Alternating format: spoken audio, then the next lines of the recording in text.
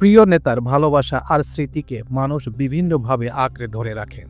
তেমনিভাবে শহীদ প্রেসিডেন্ট জিয়াউর রহমানের দিক নির্দেশনামূলক একটি চিঠি পরম যত্নে ৪৬ বছর ধরে আগলে রেখেছেন মোহাম্মদ গিয়াসউদ্দিন। তার বাড়ি কিশোরগঞ্জের হোসেনপুর উপজেলার বর্ষিকুড়া গ্রামে।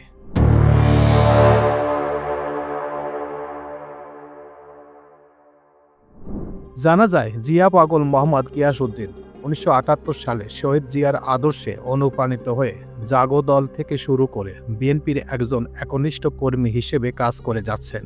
কেউ তার খোঁজ খবর রাখুক বা না রাখুক, তিনি কিন্তু নিজ উদ্যোগেই পথে প্রান্তরে, হাট বাজার ও হোটেল রেস্টুরেন্টে শহীদ প্রেসিডেন্ট জিয়াউর রহমানের ১৯ দফা সহ বিভিন্ন কর্মকাণ্ডের সফলতা ও ফিরিস্তি তুলে ধরেছেন।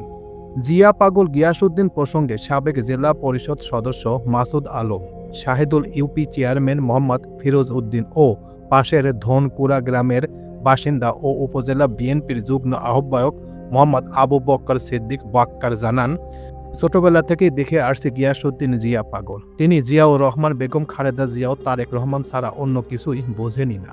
সরেজমিনে উপজেলা আদু মাস্টারের বাজারের কথা হলে মোহাম্মদ গিয়াসউদ্দিন জানান, ১৯৭৮ সালের ২৫শে অক্টোবর থেকে ৩ নভেম্বর পর্যন্ত গ্রাম প্রতিরক্ষা দলের সদস্য হিসেবে রাইফেল চালানোর প্রশিক্ষণ গ্রহণ করি। এরই ধারাবাহিকতায় সংশ্লিষ্ট কর্তৃপক্ষের সহযোগিতায় ১৯৭৯ সালের ১৪ জুলাই জিয়াউর রহমানের স্বাক্ষরিত একটি দিক নির্দেশনামূলক ও অনুপ্রেরণামূলক চিঠি পেয়ে নিজেকে ধন্য মনে করেছি।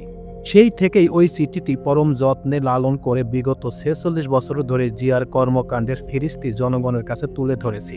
তিনি বলেন, একদিন হয়তো তার এই পরিশ্রমের যোগ্য মূল্যায়ন তিনি যথাযথ কর্তৃপক্ষের কাছ থেকে পাবেন। তবে সচেতন মহলের প্রত্যাশা, জিয়াউর রহমানের একজন ভক্ত হিসেবে স্থানীয় বিএনপি হাইকমান্ডের নেতৃবৃন্দ গিয়াসউদ্দিনের খোঁজখবর রাখবেন এবং তাকে যথাযথ মূল্যায়ন করবেন।